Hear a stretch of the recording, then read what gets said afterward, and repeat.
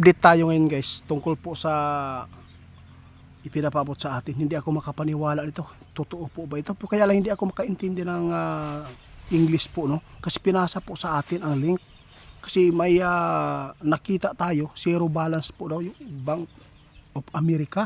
Totoo kaya ito? Kaya sabi po ng nagpaabot sa atin, nangyari talaga ang ipinapaabot ng ating kaibigan. Hindi sa lahat po daw ng mayroong pira, withdrawin na daw.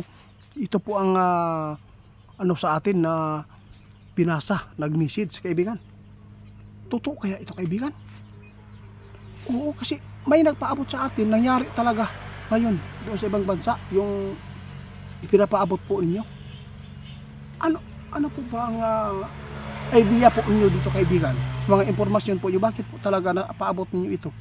Kung mayroong pira sa bangko, i-withdraw na lang. Nako po, ito po ang tandaan nyo guys, oh. Ha? Nako, ito po ang tandaan nyo guys. May panahon talaga mag-aberya ang bangko. Nako, ito po, nakakatakot po ito guys. Hindi po natin alam, ha, na anong mga bangko ang may mga tao na nakatrabaho dyan na may mga access na hindi po maganda. Pwedeng wala na kayong makukuha ang pampira dyan kasi napakaraming mga scammer po ngayon. At saka mayroon pang nagpaabot sa atin sa 2026 posibleng hindi na magagamit ang pira. Sos kaibigan,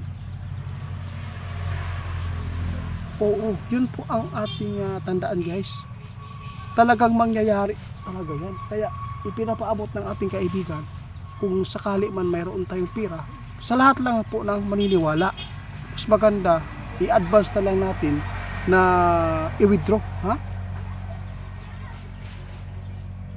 O kung sakali mag-aberya, hindi kayo mag-alala, hindi kayo, para mapanatag po ang inyong loob.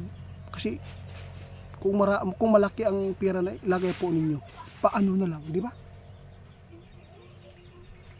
Guys, nakakalungkot man po itong balita ng ating kaibigan sa kanyang ipinapaabot. May nakita talaga si kaibigan na mag-aberya talaga, no? Alam po niyo yun guys, napakarami na po ngayon ng mga kababalagan nangyayari.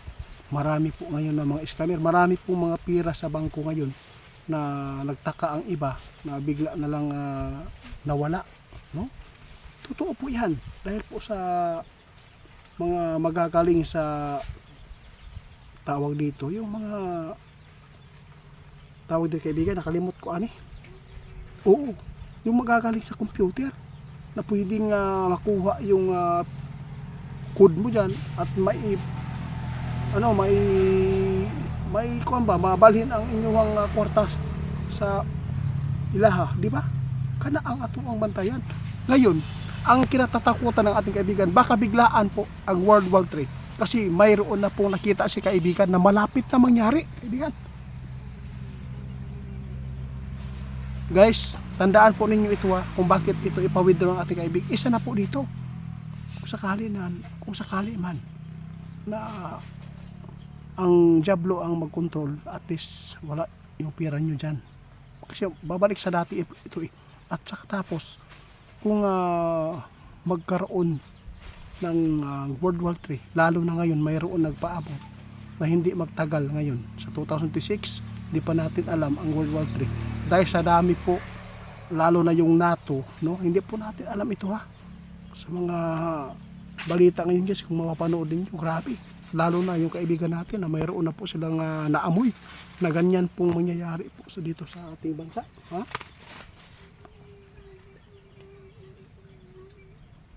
Alam po niyo guys, pinaka dali talaga tayo maano dito. Kawawa talaga tayo, no? Anong panglaban natin? Kaya sa ngayon, kung sino man po ang mayroon pong mga bukirin, bundok, mga lupa, huwag nyo nang ibinta. Pahalagahan po ninyo yan. Kasi balang araw magagamit ninyo, sabi ng ating kaibigan. Naaamoy na talaga ni kaibigan guys na mayroon talagang paparating na magaganap na masama dito sa ating daigdig. Kaya sa lahat po ng maniniwala lang kung mayroon man kayong pera dyan, ano pang hihintayin po natin? Hindi naman yan lalaki dyan. Huwag kayong matakot sa mga magnanakaw. Sabi ng iba, na mayroon akong pera doon sa bangko, itiit, pero paano na lang kung kinuha ko yan, kung ilalagay ko sa bahay, baka nakawin sa mga magnanakaw. Depende po yan. Kung mayroong kang mga sikretong malalagyan yan at hindi talaga makikita yan, yun po ang totoo. Kahit po ang mga kamag-anak natin, hindi po natin pagkatiwalaan kung ano pong meron sa atin, kasi ang hindi naman po tukso talaga, no kaibigan, lalo na pag nasa kagipitan, no. Sige, salamat kaibigan. Guys, alis na si kaibigan, no. Sa lahat ng nakapanood, no, at makapanood pa at mag-request sa amin, huwag kayong mag-alala, huwag kayong mahiya sa paglapit sa amin sa pag-request. Itatanong po natin sa ating kaibigan hanggat kaya pa nilang ipaabot. Kaibigan, salamat ha. Okay lang sa inyo kaibigan na wala si kaibigan, guys. Umalis na talaga, no. Hanggang dito lang muna, guys. Kung mayroon man kayong pera, yun, at least narinig po nyo kung anong dahilan kung bakit ito napaabot ng ating kaibigan.